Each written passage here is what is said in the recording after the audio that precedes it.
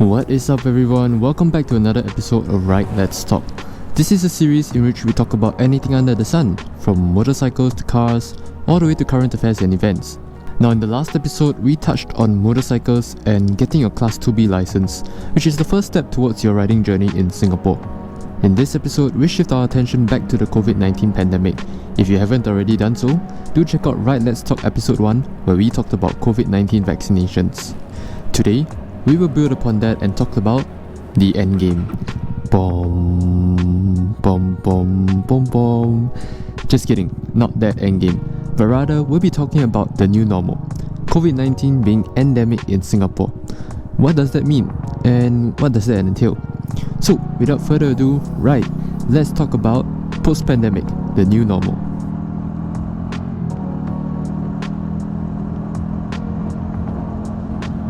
Now, as with episode 1, before we proceed, a quick disclaimer that the information provided in this video is solely for educational purposes and does not substitute for professional medical advice. So if you're seeking medical advice, please consult a medical professional such as your doctor. Now the purpose of this video is to give a general idea of what there is to know about the new normal. While we do our best to provide you with the most up-to-date information, as of 8 August 2021, the situation is ever-changing. So if you're viewing this video at a later date, do check with the latest information available at the present time and form your own opinions from there. So first off, we'll be talking about the various phases of a pandemic. But while it is widely communicated that Singapore aims to make COVID-19 endemic here, I'd like to present another classification model, which is the World Health Organization (WHO) pandemic phases. This will give you more insight into what it actually means for COVID-19 to be endemic. So in this model, there are 8 phases listed as phases 1 to 6, post-peak and post-pandemic. These phases may not progress in numerical order, and furthermore, tracing the origin of a pandemic can be very difficult, and the results oftentimes inconclusive. At the end of the day, as mentioned by the WHO technical lead, Maria Van Kerkhove, we may never find patient zero. So phases 1 to 3 consist of predominantly animal-to-animal transmissions with few animal-to-human transmissions. These 3 phases include patient 0, and while it is widely believed to be a man in China who did not visit the Huanan seafood wholesale market, it cannot be categorically confirmed. Phase 4 consists of sustained human-to-human transmissions, and this can manifest in the form of clusters.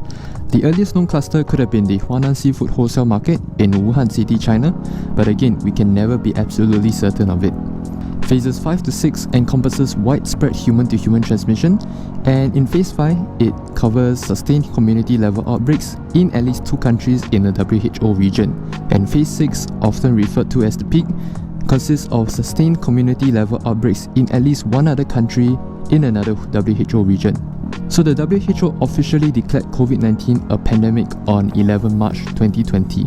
After Phase 6, the peak, is the post-peak phase, in which there is a possibility of recurrent events such as a second or even a third wave, as seen in many countries such as the USA, the UK, and even in Singapore as well. And the last phase is the post-pandemic phase, in which disease activity is at seasonal levels in most countries with adequate surveillance. So this is the phase that we're trying to get to, in which we are adjusting our approach to COVID-19 to something that is similar to our treatment of the influenza virus. But before we talk more about the post-pandemic or endemic phase, let's review the current COVID-19 situation in Singapore, which is the pandemic approach. We're going to split the approach into 2 demographics. Firstly, our approach amongst infected persons, and secondly, our approach amongst healthy persons. So amongst the infected, a couple of the approaches that have been implemented are treatment and contact tracing. So firstly, for treatment, these are the guidelines and recommendations by the National Centre for Infectious Diseases as of 14 June 2021. So COVID-19 patients are evaluated and classified into 4 categories, the first being asymptomatic, followed by mild, moderate, and lastly severe and critical. So asymptomatic patients have no symptoms and do not require treatment, while patients with mild COVID-19 have acute respiratory infection symptoms but no suggestion of pneumonia. Patients with moderate COVID-19 have pneumonia but do not require supplemental oxygen. And lastly, patients with severe or critical COVID-19 have pneumonia and require oxygen therapy and may need support under intensive care. So most patients with COVID-19 do not require antiviral treatment beyond supportive care. But for those that require treatment, existing COVID-19 therapies fall into 2 categories. Firstly, the ones that target the virus itself, and second, the ones that target the body's inflammatory response. So for the first therapy that target the virus itself, these include antiviral drugs and monoclonal antibodies. And these are usually for selected patients in the first week of illness, but are at high risk of developing severe COVID-19. And remdesivir is one of the antiviral drugs used in COVID-19 treatment. So the second therapy targets the body's inflammatory response. These include steroid treatments and immune modulators. And these are for patients who require oxygen support that often have hyperinflammation, which is an aggressive immune response that may damage organs, particularly the lungs. So patients with severe COVID-19 may be administered this corticosteroid called dexamethasone. Moving on to the next approach amongst affected persons is contact tracing. Now this is a process that identifies people who may have come in contact with an infected person in order to quarantine them and break the chain of transmission. This limits disease transmission early on in an infectious disease outbreak. It also helps to identify virus hotspots or clusters by providing clues on how an infected person might have caught the virus, and allows for appropriate measures to be taken to reduce the chances of infections from these sources. So, what is the process like? It starts with the diagnosis, a laboratory confirmation of COVID-19. After that, contact tracing teams are activated to conduct interviews to map out a patient's past events and close contacts in a backwards and forwards activity mapping process. One of the first questions asked is, when did the symptoms start? This helps the team determine how far back in a patient's history they should go to obtain relevant information. And because the incubation period for the virus is widely estimated at 14 days, a patient's activities up to a fortnight before the start of the symptoms is gathered. So this is considered backwards mapping, as it maps activities and contacts 14 days preceding symptom onset, which identifies contacts from whom this patient could have acquired the virus from. Forwards mapping identifies contacts that the patient might have inadvertently transmitted the virus to after contracting the virus. Most people have a daily routine, so asking for it is a helpful start to determine the various places a patient has visited. The more indirect questions serve to fill the gaps in a patient's recollections. These can include questions such as, did you do anything special in the preceding 2 weeks before symptom onset? What did you do on weekends and weekdays after work?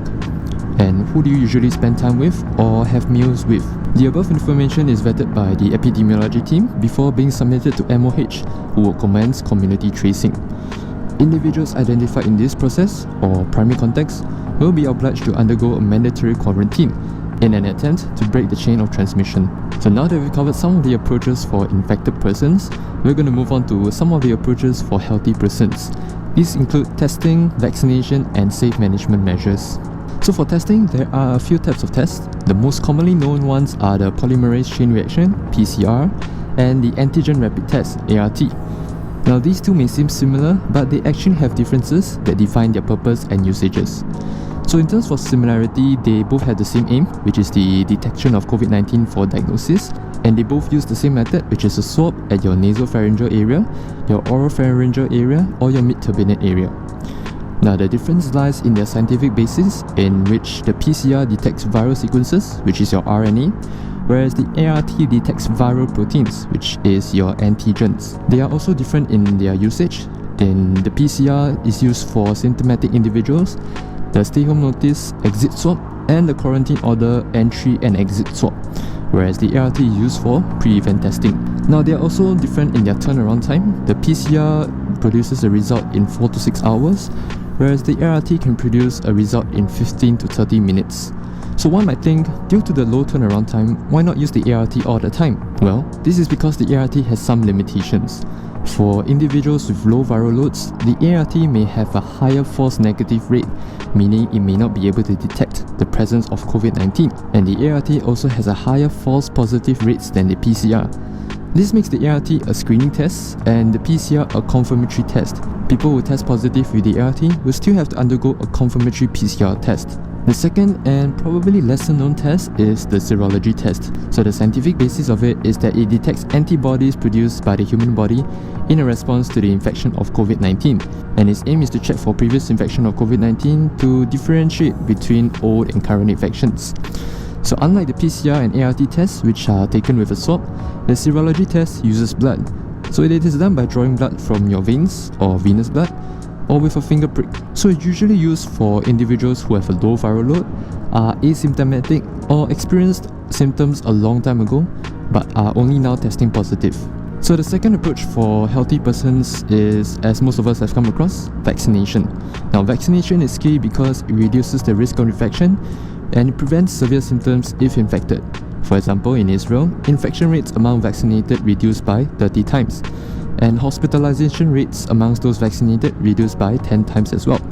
If you'd like a more in-depth explanation into vaccination, do check out Right Let's Talk number 1. Now, the third approach is safe management measures. Due to the recent surge in COVID-19 cases and the emergence of multiple COVID-19 classes, we have reverted back to Phase 2 Heightened Alert as of 20th July 2021. So for social gatherings, it is limited for groups of 2, with no more than 2 social gatherings per day. And work from home continues to remain the default. No mask-off activities, which includes dining in, marriage solemnizations, wedding receptions, cinemas, congregational and other worship services are limited to 100 with pre-event testing and 50 without pre-event testing. So more in-depth information can be found on the MOH website, which you can access through the link in the description below. So with that, we've covered Singapore's pandemic approach towards COVID-19. So how do we move on from the pandemic approach to the post-pandemic approach? Well, it is not a radical change per se, in which we are adopting a completely different strategy. In fact, it is more of a nuanced change towards the existing approaches, in that we either improve on them or repurpose them. So firstly, amongst the infected and severely ill, we have improved treatments which reduce mortality. So the monoclonal antibody drug produced by GSK and Vir Biotechnology, it's called Sotrovimab, has been granted interim authorization by the Health Sciences Authority under the Pandemic Special Access Route. Now, this is the same route in which the Pfizer, the Comirnaty and the Moderna vaccines are approved for public use. So this treatment is a monoclonal antibody that targets the virus itself, as it is laboratory-made proteins that act like antibodies to help your body fight off infection. Now, this is meant for patients with mild to moderate COVID-19 and do not require supplemental oxygen, but are at risk of developing severe COVID-19. And hopefully these will be available in healthcare institutions by September, barring any unforeseen delays. So amongst the healthy, we have firstly the repurposing of testing, by shifting the focus of it from ring-fencing and quarantining people to ensuring that events, social activities and overseas trips can take place safely. And this comes in the form of firstly self-test kits such as the mid-turbinate antigen rapid tests or the ART test kits that have been distributed to many households. And also in the pipelines are breathalyzers. So if a person tests positive with the ART test kit, they have to go for a PCR testing for confirmation. Now the second thing is improving vaccination, and with that we have booster shots. So according to the multi-ministry task force, Singapore may have to sustain a comprehensive multi-year vaccination program. This is because people who are fully vaccinated may be protected for 15 to 18 months only. As such, booster shots may be needed to sustain a high level of protection and fight against new variants that might emerge. Now, plans will be made once more data on the long-term effectiveness of vaccines is available, and this includes not ruling the possibility of using another type of vaccine for booster shots. So currently, booster shots are projected to start around February next year, about 1 year after the national vaccination drive was launched. Now, the third approach for healthy persons is the repurposing of safe management measures and emphasizing more on social responsibility instead. It also includes social distancing, meaning always keep a distance of 1 meter from another person, follow safe management measures, and for the KTV clusters, just please don't be like them. Now, the third part is self-isolation, in which if you're feeling unwell, please do not report to work or mingle in social gatherings. Now, this I feel is partly due to the workplace culture, in which employees are afraid that there may be ramifications for missing work, and as such report to work even when they are not feeling well, maybe income loss or career setbacks or anything like that. And if they are indeed carriers of COVID-19, this could spark a workplace cluster that is quite a setback in our recovery process. As such, I feel that it is important for business leaders to create a safe culture in which employees are allowed to miss work if they are feeling unwell. So in the general sense, this is what the new normal could look like. For infected persons, treatment could mean not requiring hospitalization, and one can recover at home when the symptoms are mild. As for contact tracing, there will be no need for massive contact tracing each time a new infection is detected. Instead, one can take the self-test ART kit, go for confirmatory PCR tests, and then, linking back to the treatment again, self-isolation and recovery at home. Now, thirdly is the monitoring of cases, which is shifting its focus from numeracy to severity. So from how many to how many that are severe. such as how many cases are in the ICU and require intubation. So it's similar to monitoring influenza. Now for healthy persons, the new normal could look like the progressive easing of safe management measures, such as the resumption of large gatherings, and businesses will be able to operate without the lingering uncertainty of when their operations will be disrupted. And the second one is what I think most of us have been waiting for, which is overseas travel. Now this includes the resumption of travel to countries in which the post-pandemic phase has been achieved. So in conjunction with being vaccinated, all you may need to do is to be tested before departure, and you might not need to be quarantined upon arrival. So to wrap up, as mentioned in the beginning, the post-pandemic phase is classified when COVID-19 cases have reached seasonal levels in most countries with adequate surveillance, and not for a singular country like Singapore. As such, we will really only be in the post-pandemic phase once many other countries progress towards this stage. At least I believe we still have some ways to go, but here in Singapore, we are taking steps towards it. And I can say that we've managed the situation in Singapore pretty decently, hopefully in good time, with social responsibility, increased participation in vaccination, and adherence to safe management measures. We may be able to start progressing towards the post-pandemic phase in Singapore and resume a new normal. So that's all for today's episode of Right Let's Talk. If you enjoyed the information that was shared in this video, do leave a like. It really means a lot to us. And share with us your thoughts on the COVID-19 pandemic down in the comments below. Follow us on Facebook and Instagram for more content, and check out our other series Exhausted, which we launched last week. It has really chill POV writing at 4K and 60 frames per second, which is perfect for watching to sleep at night. Alright, we'll see you all in the next episode of Right Let's Talk. Take care, bye!